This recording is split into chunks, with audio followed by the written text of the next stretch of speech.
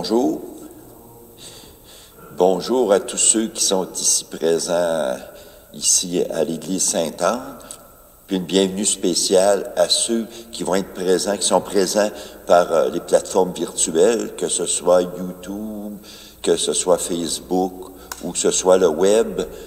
Alors, une bienvenue à tout le monde. Puis, peut-être pour ceux qui sont en virtuel, peut-être qu'ils vont être présents aussi un peu plus tard durant la journée. Alors, on se souhaite une bienvenue particulière.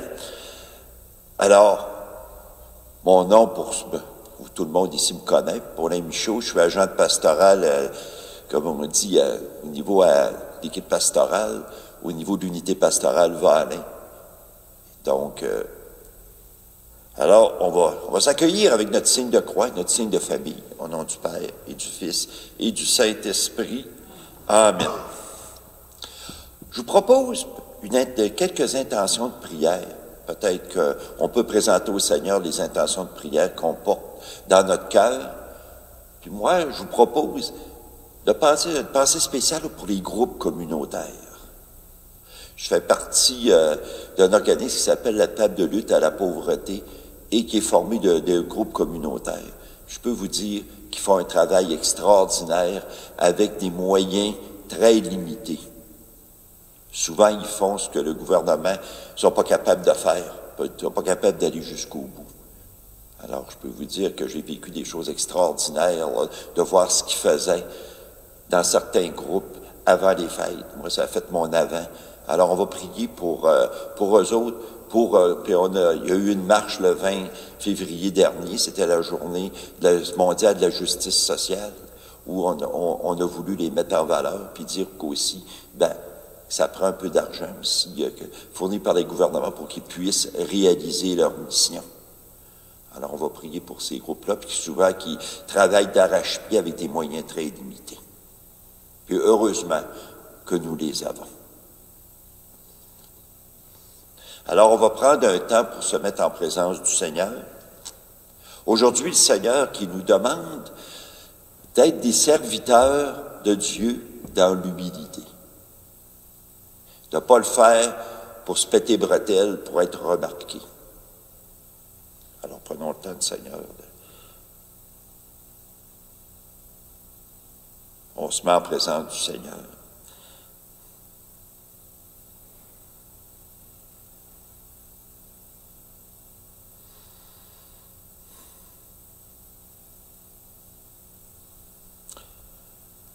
Pour commencer, je vous propose d'écouter un chant de Robert Lebel qui s'intitule « Quand tu fais le bien ».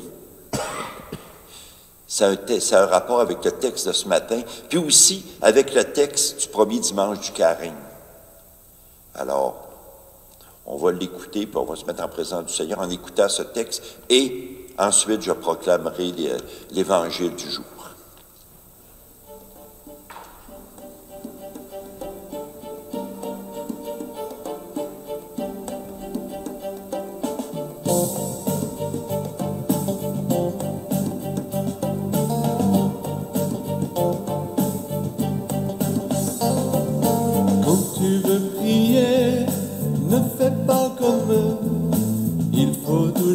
S'installe pour qu'on les voit mieux. Toi plutôt retire-toi au fond de ta chambre. Tu sais que Dieu te verra et saura t'entendre. Quand tu fais le bien, non, ne le crie pas sur tous les toits. Dieu qui le sait bien et lui qui te voit dans le secret te le rendra. Quand tu fais le bien, non, ne le crie pas sur tous les toits. Dieu qui le sait bien, et lui qui te voit dans le secret, te le rendra.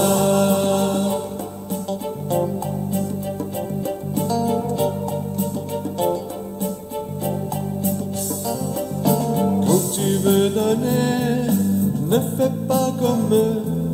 Il faut toujours qu'ils publient qu'ils sont généreux. Toi plutôt donne en secret sans le faire paraître. Voilà vraiment ce qui plaît le plus à mon Père. Quand tu fais le bien, non, ne le crie pas sur tous les toits. Dieu qui le sait bien, et lui qui te voit dans le secret, te le rendra.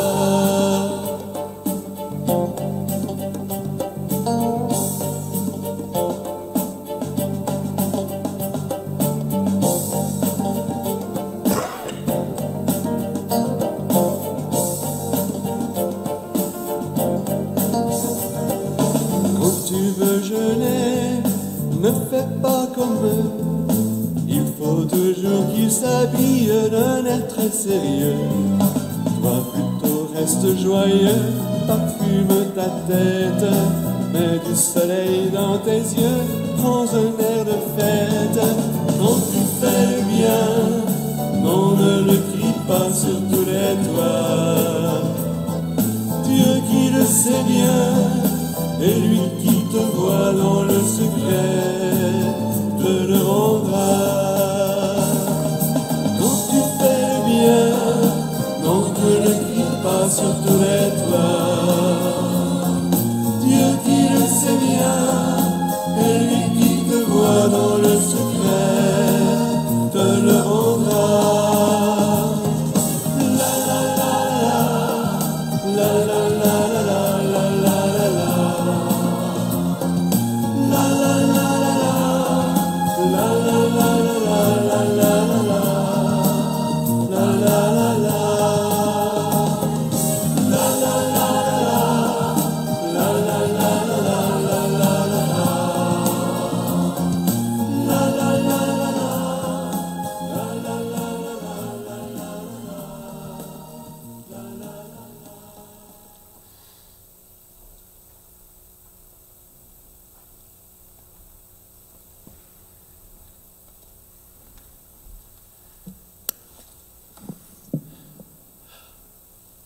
Alors maintenant, on va passer à la lecture de l'Évangile.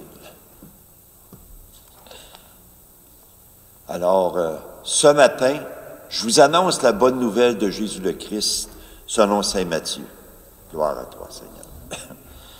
En ce temps-là, Jésus s'adressa aux foules et à ses disciples et leur déclara: les scribes et les pharisiens enseignent dans la chair de Moïse, donc tout ce qu'ils peuvent vous dire, faites-le et observez-le, mais n'agissez pas selon leurs actes, car ils disent et ne font pas.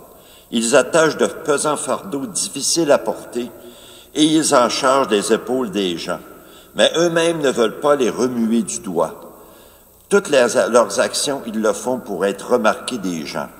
Ils élargissent leurs phylactères et rallongent leurs franges. Ils aiment les places d'honneur dans les dîners, les sièges d'honneur dans les synagogues, les salutations sur les places publiques.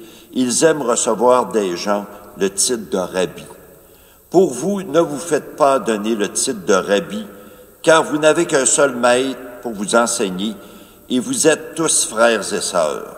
Ne donnez à personne sur terre le nom de Père, car vous n'avez qu'un seul Père, celui qui était aux cieux.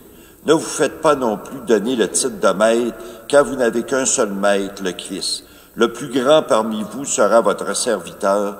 Qui s'élève sera abaissé, qui s'abaissera sera élevé. Acclamons la parole de Dieu.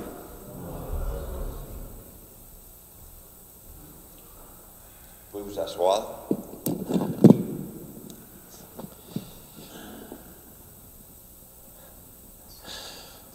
On voit que Jésus est dur pour les pharisiens, pour les scribes. Pourtant, là, comme on dit, il leur dit, écoutez ce qu'ils vous disent, mais comment ça se fait qu'ils prient, après de ça, ils jeûnent, ils donnent de l'argent, au plus aux pauvres et tout ça, qui dit, faites pas comme eux autres. C'est un petit peu ce que j'ai introduit ce matin, hein, c'est que ils le font beaucoup pour être remarqués. Ils font beaucoup pour être bien vus des gens, pour leur image. C'est un peu ce qui choque Jésus. Il dit à un moment donné, quand vous priez, ben ils vont prier devant la place publique pour dire, hey, eux autres, ils prient. Hey, eux autres, c'est quelqu'un. C'est pas des 7-Up dégazés, hein. Ensuite de ça, quand ils donnent de l'argent, ben, ils le font devant tous les autres. Puis quand ils jeûnent, ben là, ils ont une phase de carême, comme on dit si bien, hein. Comme on dit, ils ont une phase de carême, ils ont l'air bêtes, hein. C'est bien beau le jeûne, mais si tu fais suer les gens autour de toi, ben, il me semble que c'est pas ça que Jésus veut. En fin de compte, ce que Jésus vient nous dire, c'est pas du méchant monde des pharisiens. C'était quand même du monde qui faisait du bien. Mais ce qu'il nous dit, c'est, on a un seul maître qui est aux cieux. Quand on jeûne, quand on prie, ou quand on fait l'aumône, ou qu'est-ce qu'on peut faire durant le jour de bien, faisons-le dans la simplicité et dans l'humilité. Faisons pas ça pour, comme on dit, pour dire, hey, ces personnes-là, c'est quelqu'un, hein? Hey, c'est pas des 7-up, des gaz qui font. Jésus nous demande d'être des serviteurs. Ce qu'il nous dit vers la fin, hein, c'est pas de s'élever, puis c'est pas nécessairement de s'abaisser, mais tout ce qu'on fait de bien, qu'on le fasse dans l'humilité, qu'on le fasse pour notre cœur, qu'on le fasse pour le Seigneur, qu'on le fasse, je dirais, dans notre cœur, pour le bien des gens, pour permettre que le royaume de Dieu puisse grandir. Et je pense que c'est ça qu'il nous demande. Ça ne veut pas dire de se cacher puis se mettre à quatre pattes, là. C'est pas ça qu'on dit, là, de se caler, mais de le faire dans toute simplicité. Quand je parlais justement des groupes communautaires, dans la table de lutte, je vois que ces personnes-là font beaucoup de choses, mais dans l'humilité. Ils en arrachent souvent avec des subventions, sont obligés de faire des pirouettes, mais ils aident beaucoup les gens. C'est pour ça qu'on n'entend pas beaucoup parler. C'est pour ça que la marche du 20 février, de la journée de la justice sociale, ils sont fait entendre pour pouvoir dire qu'ils existent, mais qu'ils ils font vraiment l'essentiel, ils font vraiment des gestes là, qui font la différence. Puis je pense que c'est ça que le Seigneur nous demande ce matin, faire des gestes, des petits gestes tout simples, mais qui font la différence dans notre vie, qui font la différence dans le cœur des gens, qui font la différence autour de nous autres, qui amènent plus de bonheur aux gens. Je vais terminer par au niveau de du phylactère. On dit que les scribes, c'était ceux qui étudiaient les Écritures, qui étaient capables de traduire les Écritures, hein, pour les faire comprendre au monde. Un peu comme nous autres, les exégètes, un peu nous autres, on essaye dans les homélies peut-être d'essayer un peu de faire parler les Écritures pour aujourd'hui. C'était ça un peu, puis les pharisiens, un petit peu aussi la même chose, c'était au niveau de la loi. Les phylactères, c'était une espèce de petits sacs en cuir, de petites pochettes en cuir, où on mettait les 10 commandements. On mettait les 10 commandements ou une partie de la loi qu'on appelle la Torah. Au niveau des Juifs, c'est la loi. Comme on dit, les 10 commandements. On les mettait grand, soit qu'ils l'avaient dans le front, ou soit qu'ils l'avaient aussi là, sur leurs bras.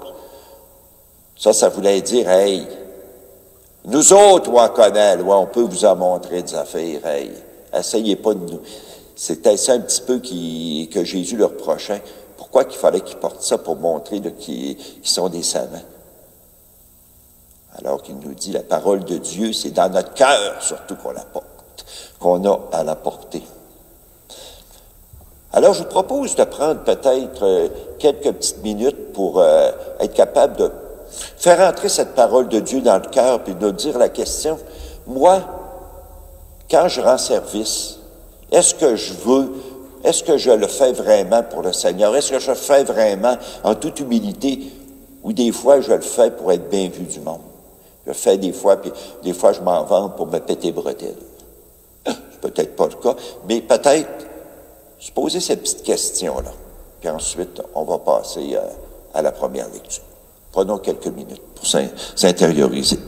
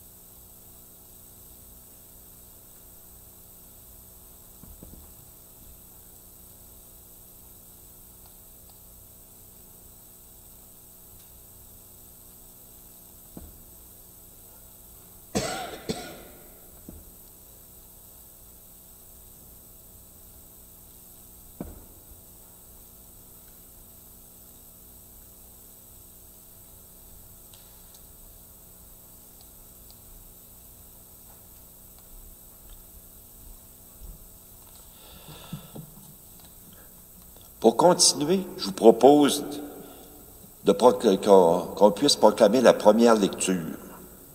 J'ai commencé par l'Évangile et tout ça avec le chant. Et maintenant, on va continuer. D'ailleurs, la première lecture, Isaïe nous propose de se convertir. L'importance de la conversion. Le Seigneur nous dit, même si nos fautes, on n'est pas parfait, puis même si, comme on dit, on se plante de temps en temps, on fait des coches mal taillées, comme disait mon père, le Seigneur est toujours prêt à nous accueillir. Si on veut se convertir, si on veut se rapprocher de Dieu, d'ailleurs le carême, c'est une période pour ça, se rapprocher de Dieu, se rapprocher, faire un peu le ménage dans notre cœur, c'est quoi qu'on veut faire pour aller plus loin, pour se rapprocher de lui.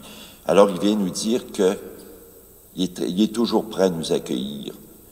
Lorsqu'on veut se convertir, on veut se rapprocher de lui, il est toujours prêt à nous accueillir, peu importe nos fautes. Alors, lecture du livre d'Isaïe. Écoutez la parole du Seigneur, vous qui êtes pareils au chef de Sodome.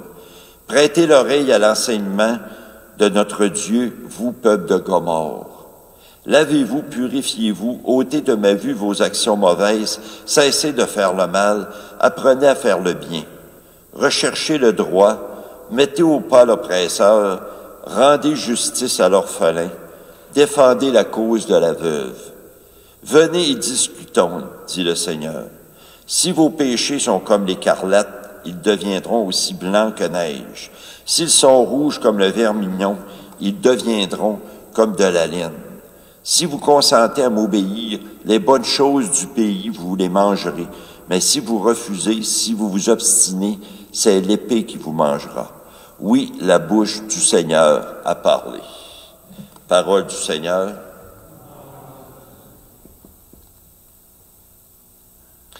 C'est sûr, ça a l'air d'un langage très juridique, très dur, là, mais il faut se mettre dans l'époque du temps, là, hein?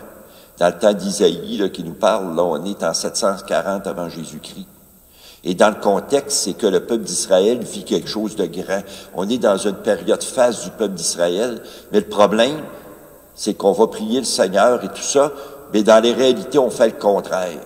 C'est que les riches mangent les pauvres, on essaie de fausser les balances, on essaie justement là on vit d'une manière injuste. On essaie de profiter du pauvre et tout ça. Et le Seigneur dit, c'est pas ça la manière. Vous avez bien beau prier, c'est bien beau, mais d'ici, dans votre comportement, vous faites le contraire. Vous exploitez les gens. Vous n'êtes pas dans la lignée de l'Évangile. Du tout, du tout, du tout.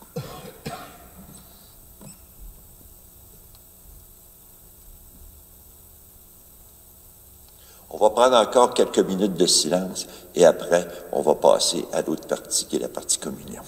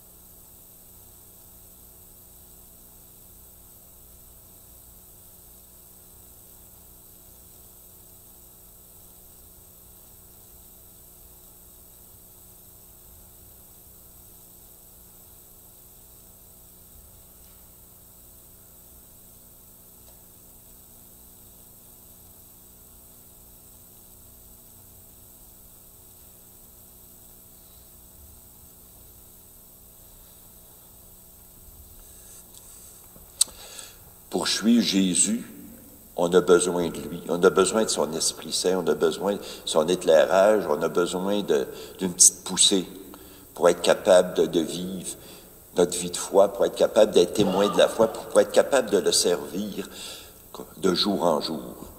Alors, ça fait qu'on va le prier en disant notre prière de famille pour dire que on a vraiment besoin de sa présence et de son aide. Notre Père, qui es aux cieux, que ton nom soit sanctifié, que ton règne vienne, Que ta volonté soit faite sur la terre comme au ciel. Donne-nous aujourd'hui notre pain de ce jour. Pardonne-nous nos offenses, comme nous pardonnons aussi à ceux qui nous ont offensés. Et ne nous laisse pas entrer en tentation, mais délivre-nous du mal. Amen. Le Seigneur nous demande d'être des artisans de paix. On sait ce qui se passe. Hein? Ça fait 1 an, la semaine dernière, que la guerre en Ukraine, comme on dit, continue, puis ça n'a pas l'air à vouloir, comme on dit, diminuer. Et comme on dit, les traités de paix, le rapprochement n'a pas l'air à se faire pour tout de suite. Alors, on sait que la paix, c'est important, mais qu'il faut la porter dans notre cœur. Alors, il faut que ça commence entre nous autres. Alors, que la paix du Seigneur soit toujours avec nous. Puis on va se regarder, puis on va se souhaiter la paix du Seigneur avec un sourire. La paix du Seigneur à tout le monde. La paix du Seigneur, la paix du Seigneur.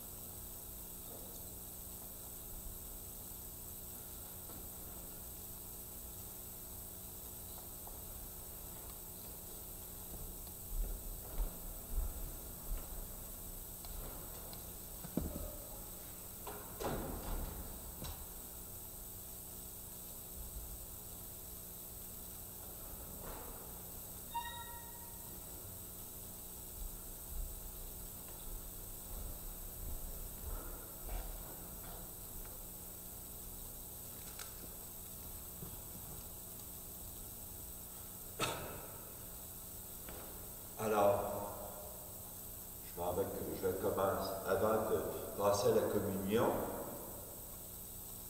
Est-ce que tout le monde me comprend? Oui. Même si on n'a pas de micro. Alors, pour ceux qui sont avec nous autres ici, en présentiel, on va pouvoir recevoir la communion.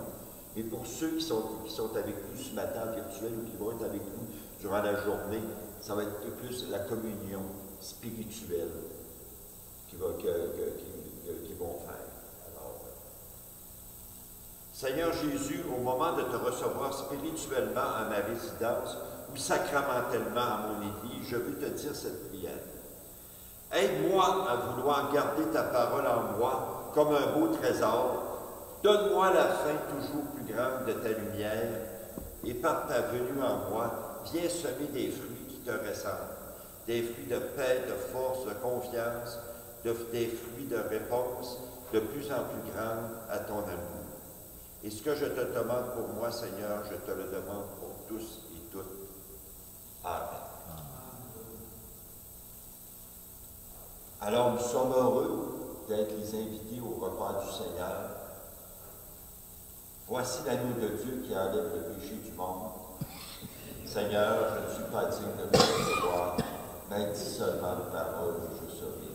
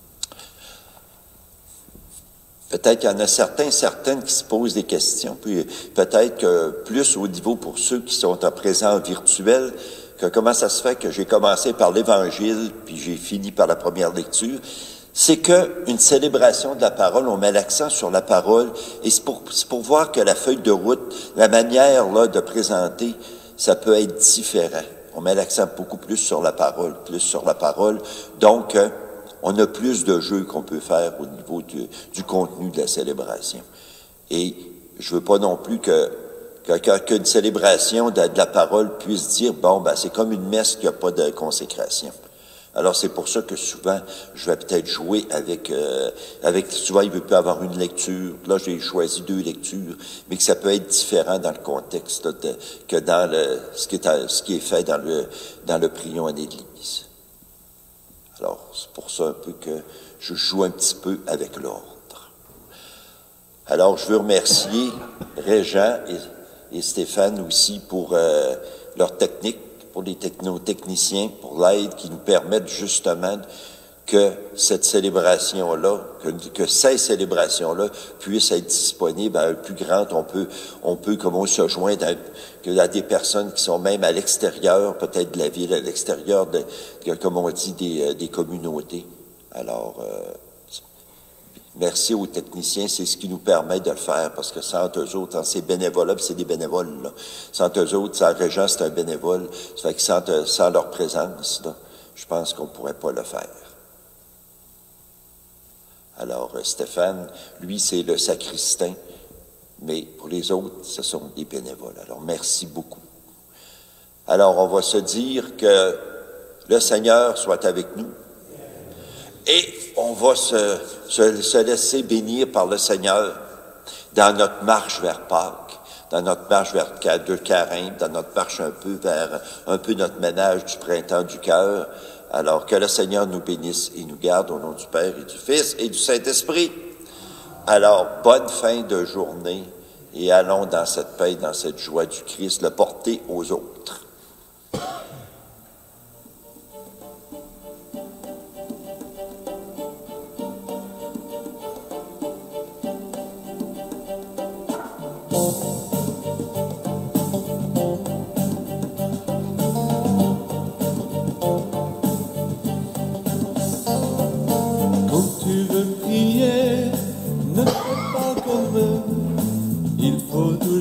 S'installe pour qu'on les voit mieux.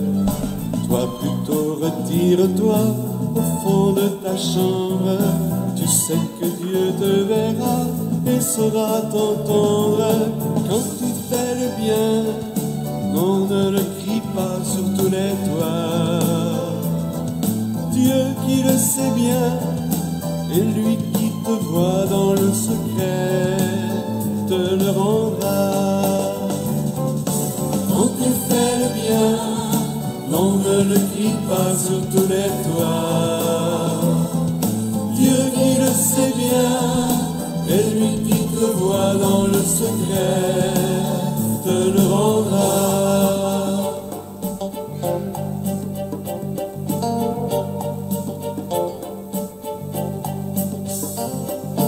Quand tu veux donner, ne fais pas comme eux. Il faut toujours qu'ils publient qu'ils sont généreux. Toi plutôt donne.